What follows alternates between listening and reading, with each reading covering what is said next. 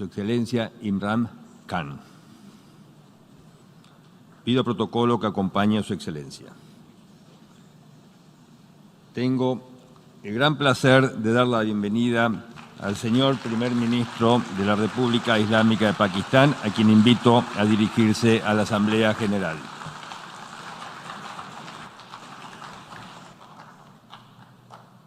Bismillah ar-Rahman ar-Rahim. Iyyaka na'budu wa iyyaka nasta'in. Mr. President, Honorable Secretary General, Excellencies, ladies and gentlemen, I feel honored today to represent my country at this Forum of World Leaders, where we have a chance to discuss problems that the world is facing. I want to talk about a lot of problems, but just 4 today. And I especially came to this forum despite a difficult time in my country, facing challenges. I would not have come, but because I feel that there are some very urgent problems which the world must address. So first of all, I start with climate change. So many leaders have talked about climate change. But Mr. President, I feel that there is a lack of seriousness. Perhaps world leaders some of the leaders who can do a lot, do not realize the urgency of the situation. We have a lot of ideas, but as someone said, ideas without funding is mere hallucination.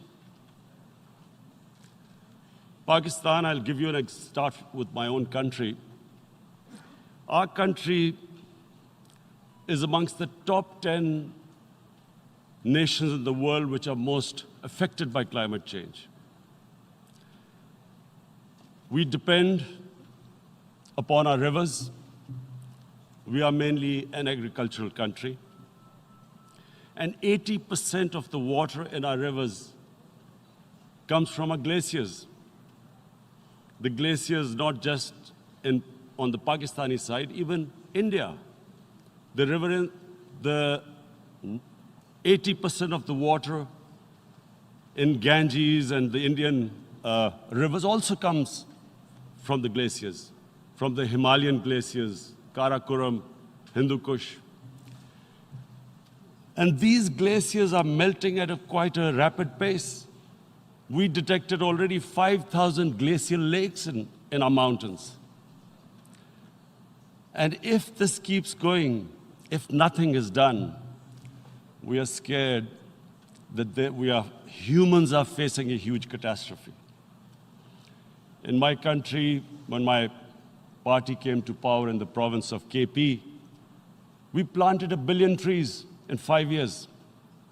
Now we've set ourselves a target of 10 billion trees in Pakistan.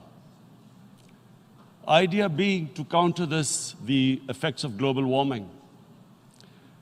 But one country cannot do anything. This has to be a combined effort of the world. My optimism comes from the fact that humans, the Almighty has endowed humans with great powers. We can do anything, provided our survival instinct is stirred up. And this is really what I hope that the United Nations will take a lead in this. There must be more emphasis. Richer countries must be pushed.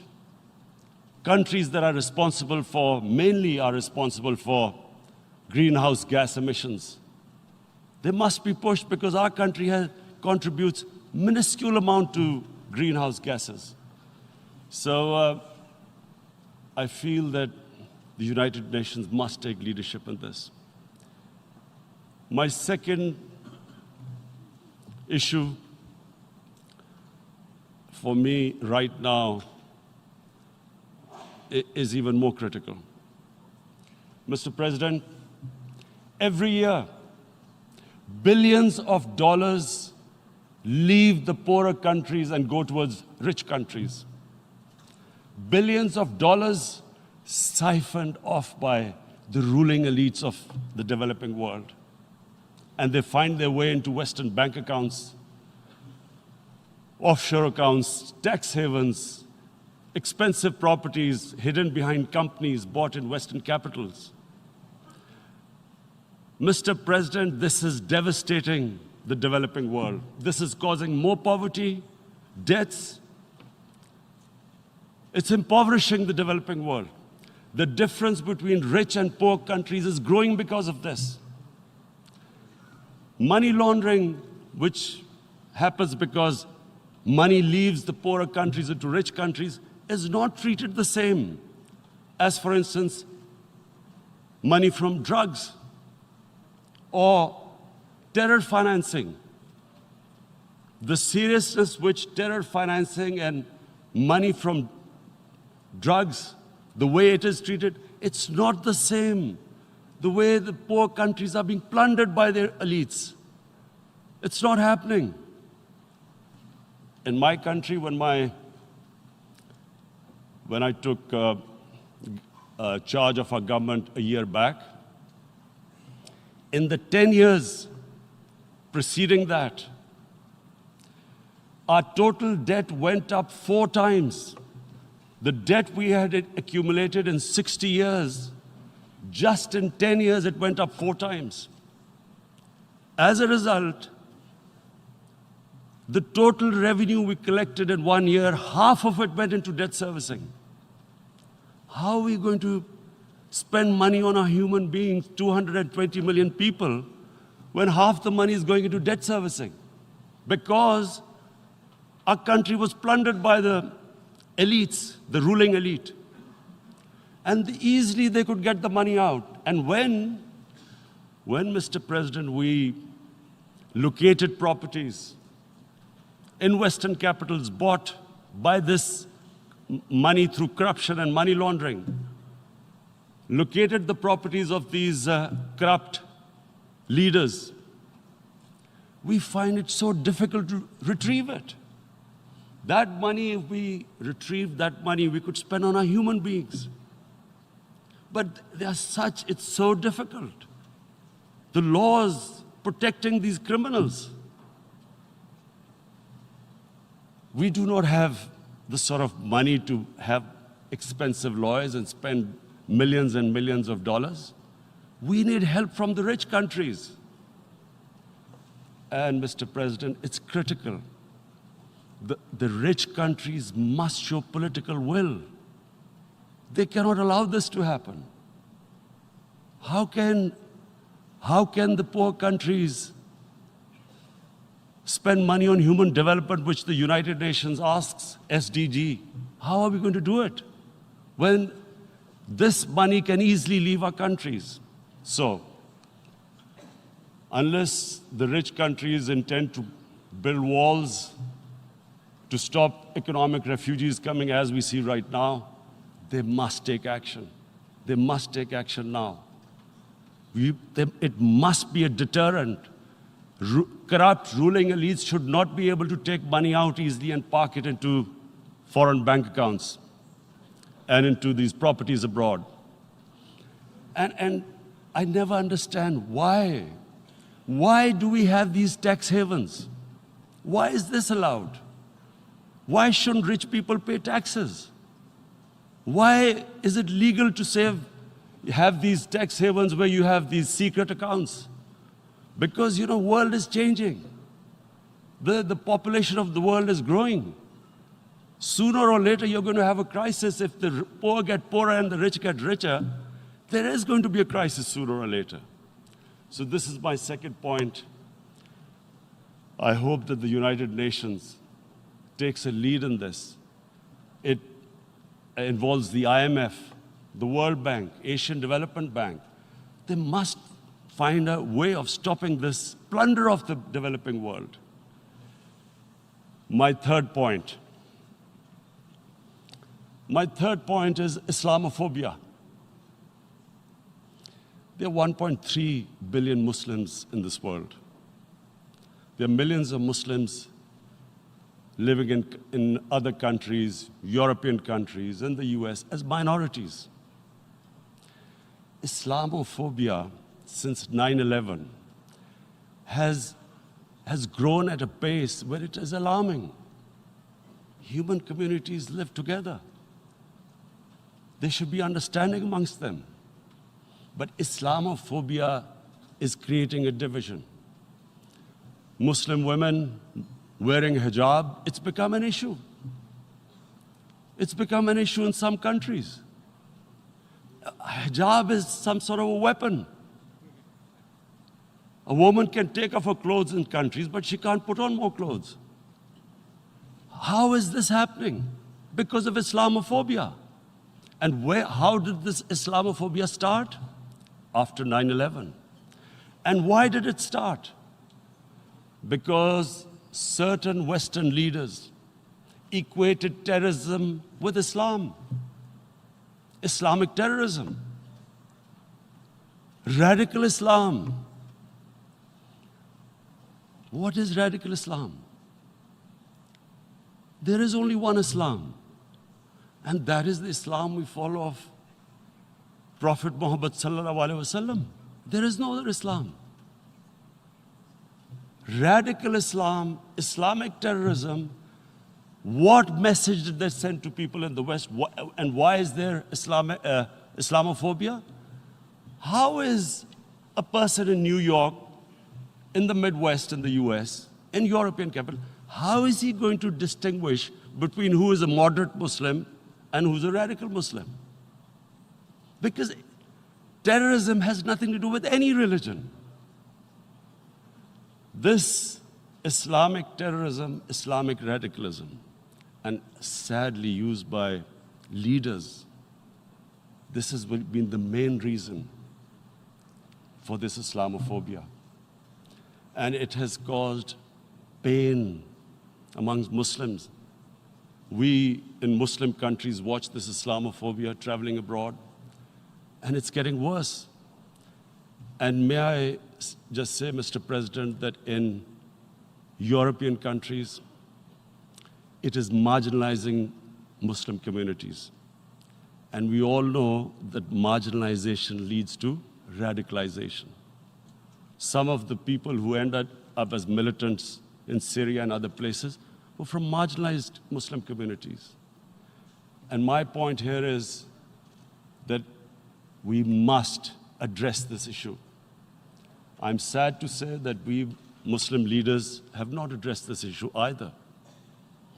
After 9/11, when this thing came about war against radical Islam, rather than Muslim leaders trying to explain to the West that there is no such thing as radical Islam, in all human communities, they are radicals. They're liberals and rest are moderate. All human communities, Christians, Jews, everyone has it. But Islam is not radical, neither Judaism, neither Christianity, neither Hinduism. No religion preaches radicalism. The basis of all religion is compassion and justice, which differentiates us from the animal kingdom. But unfortunately, the Muslim leadership was so scared of being called radical Islam that all of them became moderates. In Pakistan, we were in the eye of the storm, and our government coined a phrase called enlightened moderation. No one knows what it meant. But everyone started putting on Western suits that they were moderates, started speaking. Even those who didn't know English would speak English because they were moderates. No one had a clue what it was. Because we, in the Muslim world, did not explain to the West that there is no such thing as radical Islam. One of the reasons why, after 9/11, Islam was supposed to be equated with terrorism was suicide attacks. Because the 9/11 bombers did a suicide attack, all sorts of theories came up that the Muslims are involved in suicide attacks because they will get virgin in heavens. Some came up with, what about women, suicide attackers? So this bizarre thing happened. No one explained. Suicide attacks and Islam were equated. No one did research that before 9/11, the majority of suicide attacks in the world were by Tamil tigers, who were Hindus. No one blamed Hinduism, and quite rightly. What has Hinduism got to do with what desperate people were doing in Sri Lanka? We all know about, we've seen films about Japanese kamikaze pilots at the end of the Second World War doing suicide attacks. No one blamed the religion. But here we were trying to prove we were moderates and not explaining to the West. But the most important thing I wanted to say here today, in explaining this Islamophobia, Mr. President, and I feel it's very important because I've spent, because of I played professional sport in England, I spent a lot of time there. So I know how the Western mind works and how West views religion. So where the misunderstanding about Islam came. And one of the reasons it caused Islamophobia. That was, in 1989, this book was published, maligning, insulting, ridiculing our Prophet Muhammad sallallahu alaihi wasallam. And there was a reaction in the Muslim world. The West couldn't understand what was the problem. Because in the West, because I have spent so much time in the West, religion is perceived completely differently. They don't look upon religion like we do. And so, Islam was supposed to be an intolerant religion.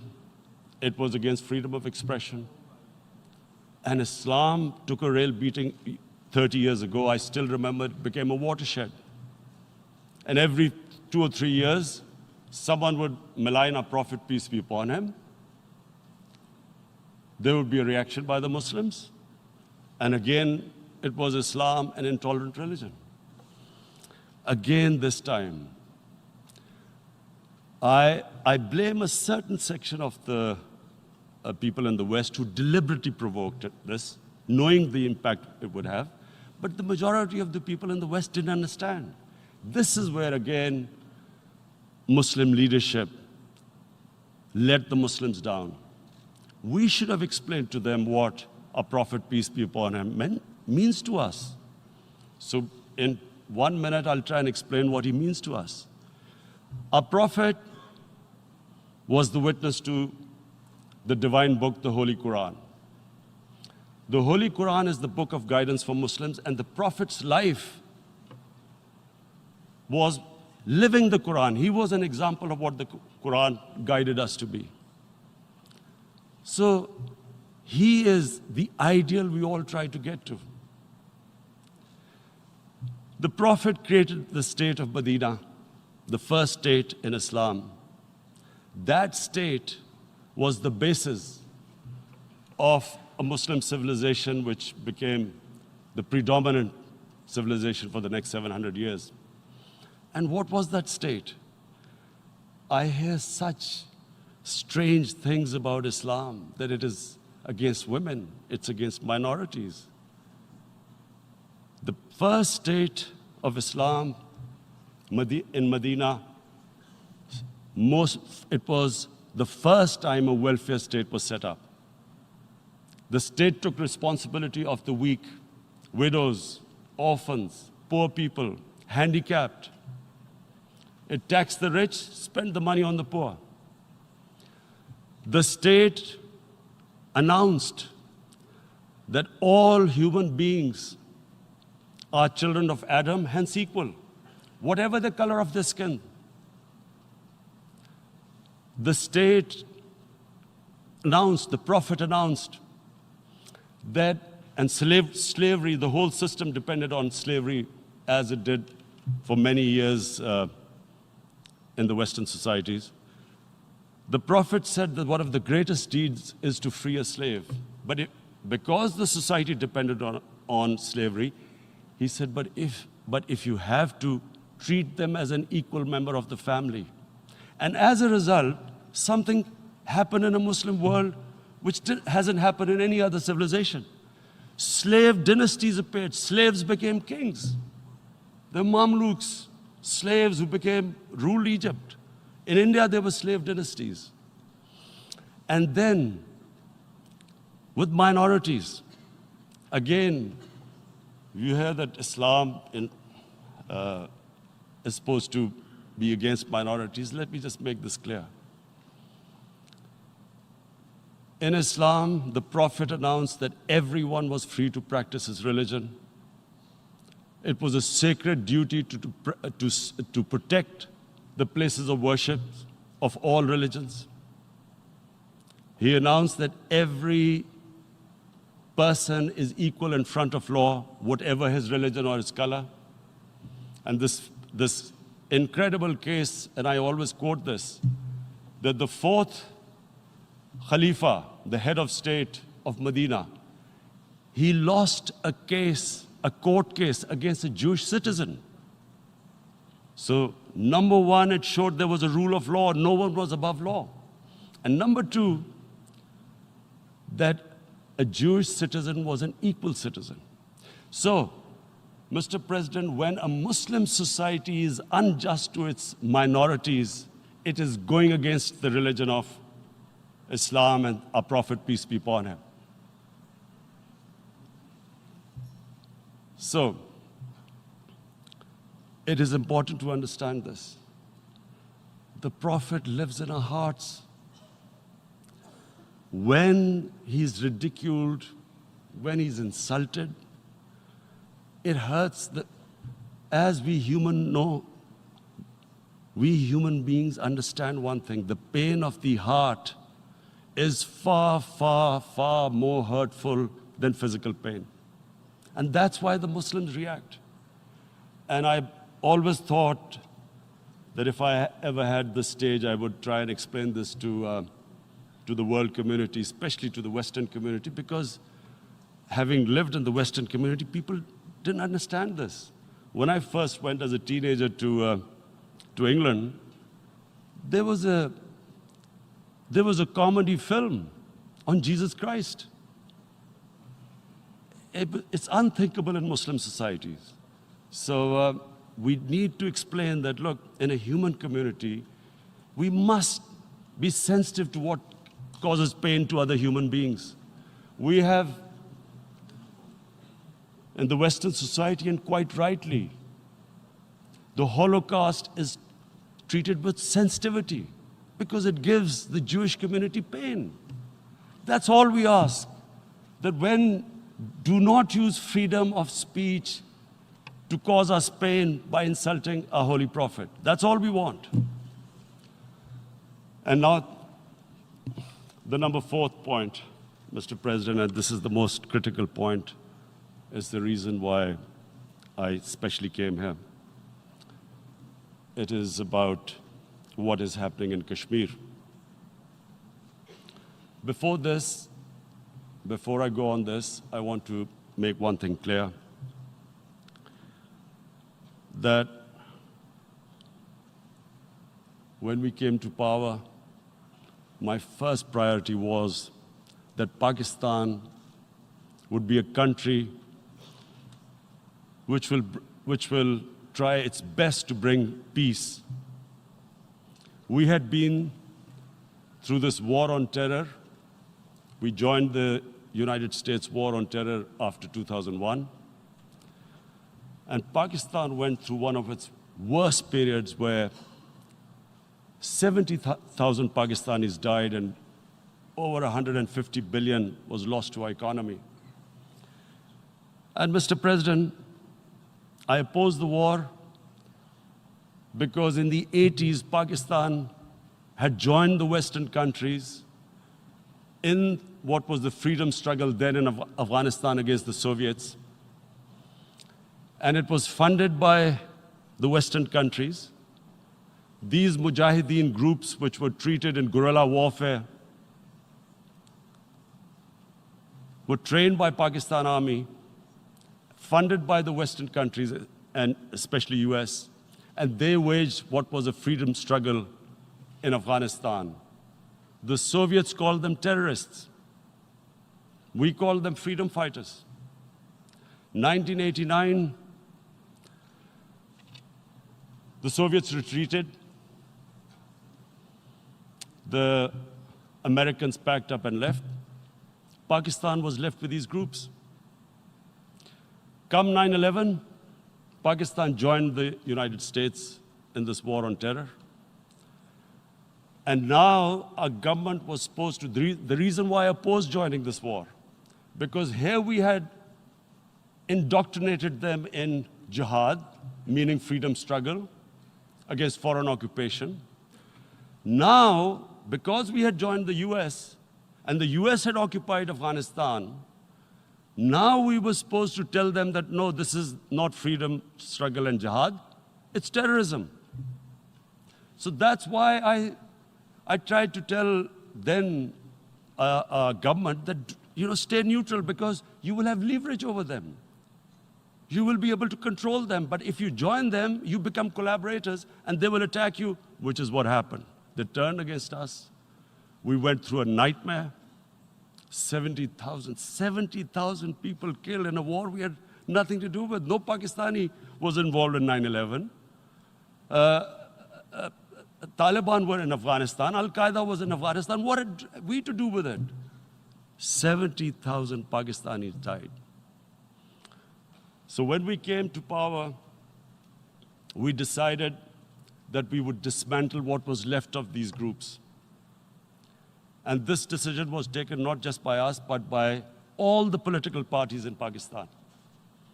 Unfortunately, they didn't implement it. So we came to power, we decided to implement it, and we dismantled whatever was left of the groups.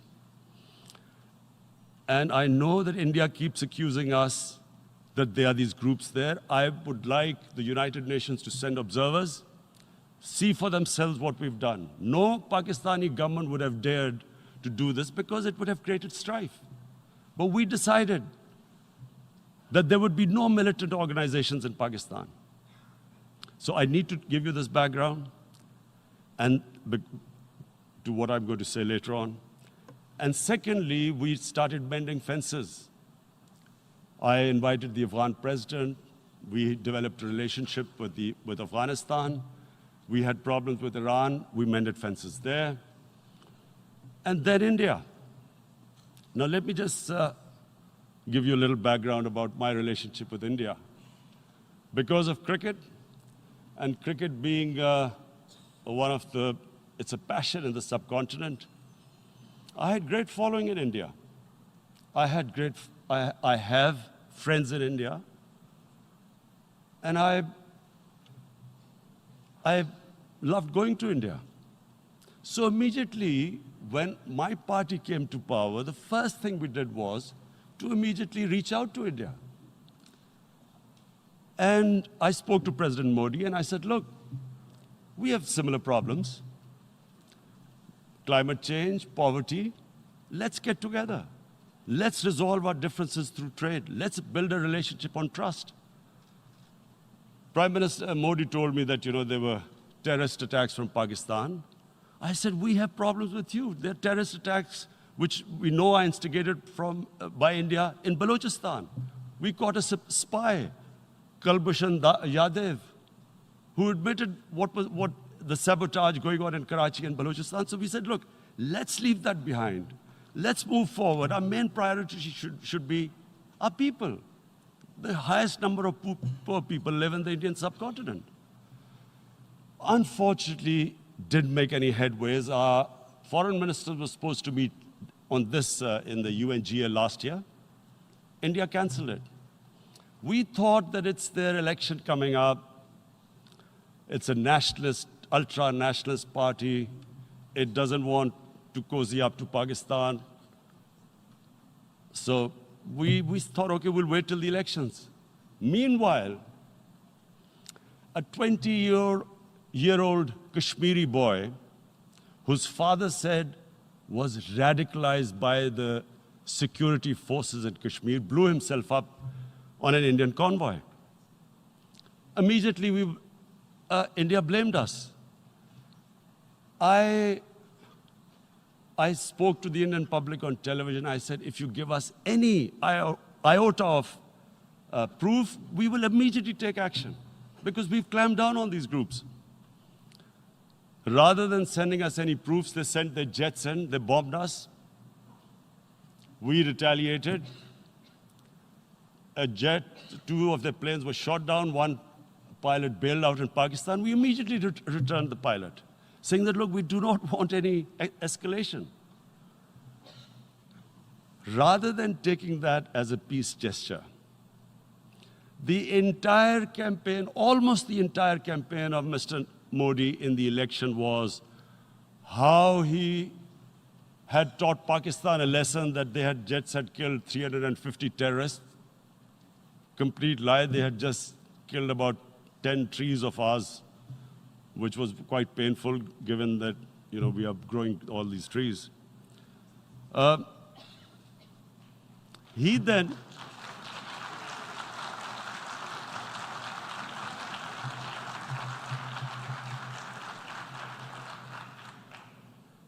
the election campaign, Mr. Modi used words like, this is just a trailer, the movie is about to start. I went into Pakistan and taught them a lesson. This was the election campaign.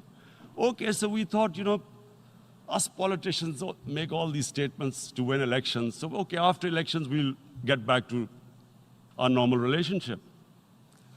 Well, the moment the elections ended, we approached India, no response, but then we discovered they were trying to push us in the fat of blacklist to bankrupt us. That's when we realized there was an agenda. And that agenda became obvious on the 5th August when India went against 11 United Nations Security Council resolutions, which say that Kashmir is a disputed territory and the people of Kashmir have the right of self-determination. They went against that. They went against Simla Accord, which is about bilateral, sorting out our differences through bilateral means, went against that.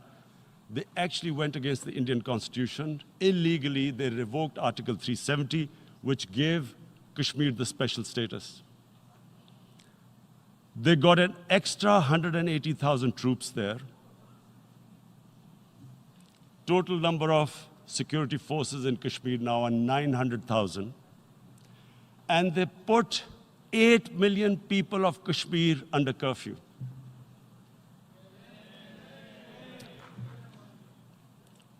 Mr. President,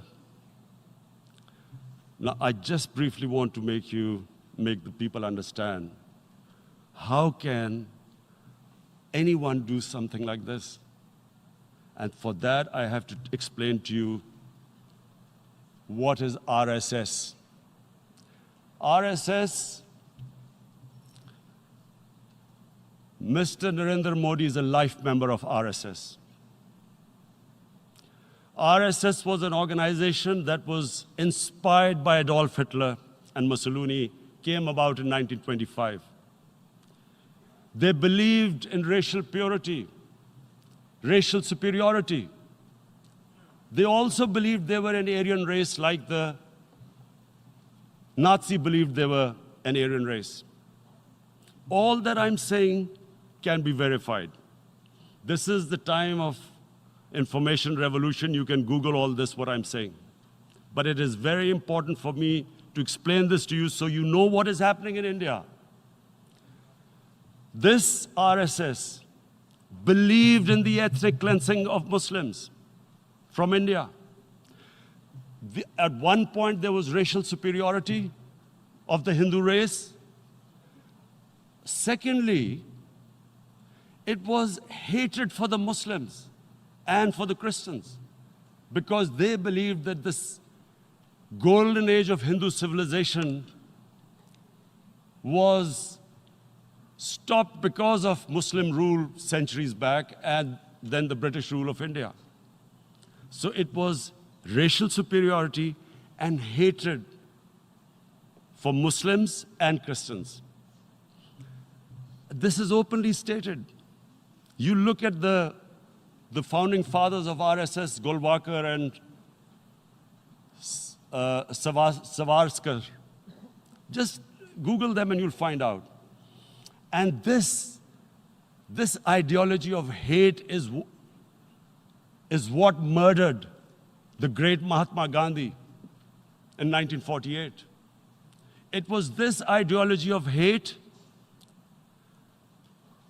that made Narendra Modi in 2002 do a pogrom against Muslims in Gujarat when he was the chief minister. He allowed 3 days for these RSS goons who were inspired by the Hitler brown shirts. They actually wear brown shirts. This RSS, the Congress Home Minister gave a statement that in RSS camps, terrorists are being trained. And these terrorists butchered 2,000 Muslims and 150,000 Muslims were made homeless. Narendra Modi could not travel to the US because of that. And I need to make you understand this background before I explain to you that what sort of a mindset would lay siege to 8 million people with 900,000 troops. Women, children, sick people, locked in as animals. In fact, of what I know of England, if 8 million animals were locked in, the RSPCA would have made a lot of noise about it. These are human beings.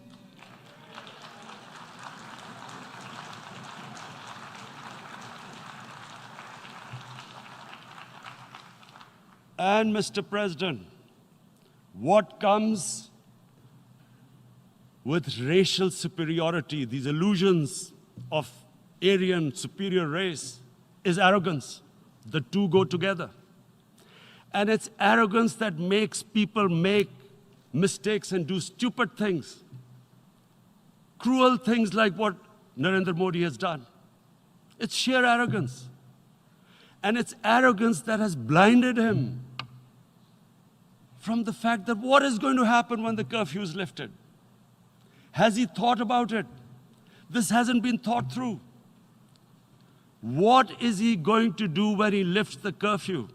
Does he think that people of Kashmir will quietly accept the status quo because India has changed the constitution and taken away the special status? They'll accept that?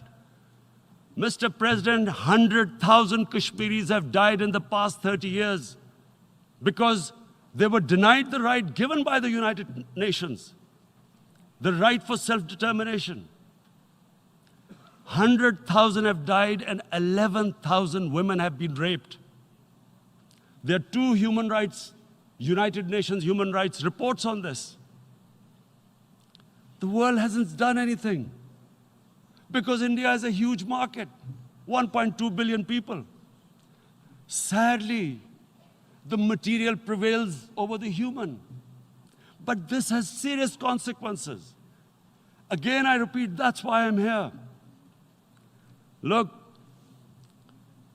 what is going to happen when the curfew is lifted will be a bloodbath. The people will come out. There are 900,000 troops there. They haven't come to, as Narendra Modi says, he's done this for prosperity of Kashmir. This is supposed to be for the development. These 900,000 troops, what are they going to do when they come out? There'll be a bloodbath. Has he thought it through what happens then? Mr. President, has anyone thought that what happens when there is a bloodbath? What do you think the impact will have on people of Kashmir? What do you think they will think? the way they have been boxed in their houses, treated like worse than animals, no rights. Thousands of all the political leadership has been arrested, taken out of Kashmir. Even those Kashmiri leaders who were pro-India have been taken out. 13,000 boys have been picked up and taken to God knows which destinations. So what do they think? What will the people of Kashmir do when they lift the curfew? They will be out in the streets. And what will these soldiers do? They will shoot them. They've already used pellet guns, blinded young boys. In the last 6 years, the 5 years, the oppression that has gone on in Kashmir. And so, Kashmiris will be further radicalized. Mr. President, there will be another Pulwama. And guess what? India will blame us. They're already blaming us. They're saying all this is happening because of Pakistan. One of their defense ministers said, there are 500 terrorists lined up on the border to go in. Why would Pakistan send 500 terrorists when there are 900,000 troops? What impact are they going to make? What will they do? And why would? Don't we know that the moment there is some terrorist attack, all that will happen is there'll be further cruelty and oppression of the people of Kashmir. We will just give the 900,000 troops to further crush the people of Kashmir. And then we'll give the Indian government an excuse that, look, Pakistan is a terrorist state, and this mantra that has gone on, Islamic terrorism. The moment you use this catchword, Islamic terrorism, the whole world turns away. No one talks about human rights. You can do whatever you want, which is what has happened in Kashmir, because they keep using this word, Islamic terrorism. And this is what they're doing right now. What do we benefit from further increasing the cruelty on the people of Kashmir? And why would we want this? But there is no other narrative left for India. As when they lift the curfew, whatever happens, Pakistan will be blamed, and there is always a danger of another Pulwama.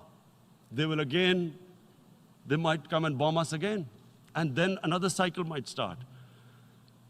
And what does Narendra Modi think? That 180 million Muslims of India are thinking right now. Aren't they watching these Kashmiris stuck inside for 55 days they've been stuck in? Aren't they watching? What do you think? Don't you think that the Muslims will be radicalized in India? And I'm talking about 180 million people. And when they get radicalized, there will be some incident in India somewhere down the line. Again, we will be blamed. And I'm warning you right now, again, we will be blamed. And Mr. President, what about 1.3 billion Muslims who are watching this? And they know that it is only happening in Kashmir because they're Kashmiri Muslims. This is not happening to Kashmiri Hindus. They know that this is happening because of their religion. So what do you think they will be thinking? What do you think the Jewish community would think if there were, forget 8,000 Jews stuck like this? What do you think Europeans would think? What do we think? I mean, any human community, if their members are stuck like that, what do you think they will think? Are we a children of a lesser God? Is it not going to cause us pain? And then I'll tell you what will happen. People will, in the 1.3 billion Muslims, someone will pick up arms. I know we've been brought up with films, Western films. This good, decent guy doesn't get justice. He decides to pick up a gun and start seeking justice. There was a film made in New York, famous film called Death Wish. This guy gets mugged by his family, his wife gets killed or something, he can't get justice, he picks up a gun and he goes around shooting muggers. And the whole cinema cheers him on. So what do you think the Muslims are thinking right now? If there is a bloodbath, there will be Muslims becoming radicals, not because of Islam, but because of what they will see, that there's no justice when it comes to Muslims. There were Rohingya Muslims, Myanmar, who are, God knows, almost 1 million people out, ethnic cleansing. What was the response of the world community? So what do you think will be the response of 1.3 billion Muslims? I picture myself. I'm in Kashmir. I've been locked up for 55 days. I've heard about, and there are rapes, Indian Army going into homes, soldiers. Would I want to live this humiliation? Would I want to live like that? I would pick up a gun. You're forcing people. You are forcing people into radicalization. When people lose the will to live, what is there to live for? And this is what, if you can do this to human beings, you are actually radicalizing people. And so, Mr. President, I want to repeat here, this is one of the most critical times. There will be a reaction to this. Pakistan will be blamed. 2 nuclear-armed countries will come face to face like we came in February. And before we head in that direction, the United Nations has a responsibility. This is why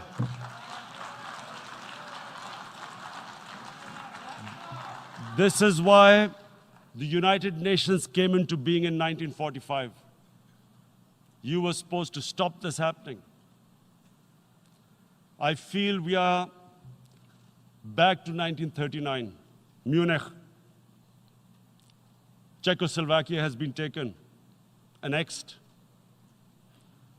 What is the world community going to do? Is it going to appease a market of 1.2 billion, or is it going to stand up for justice and humanity?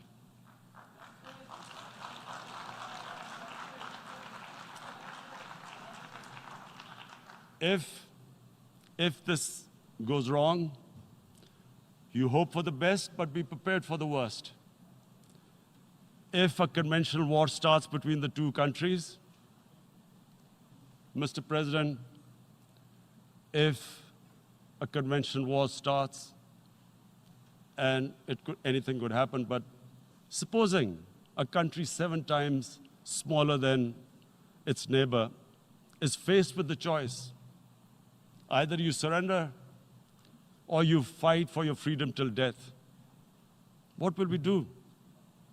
I ask myself this question. And my belief is, La ilaha illallah, there is no God but one. And we will fight. And when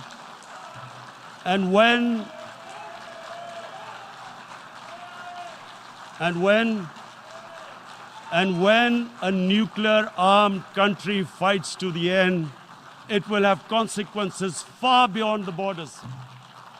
It will have consequences for the world, which is why I repeat I'm here.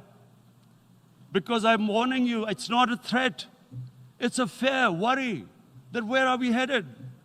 And I've come here to tell the UN, you've got to, this is a test for the United Nations. You are the one who guaranteed the people of Kashmir the right of self-determination. They are suffering because of that. And this is the time. This is the time not to appease like in 1939 appeasement took place. This is the time to take action. And number 1 action must be that India must lift this inhuman curfew, which has lasted for 55 days. It must free all political prisoners, and especially those 13,000 boys that have been picked up. Parents don't know where they've disappeared. And then the world community must give the people of Kashmir the right of self-determination. Thank you.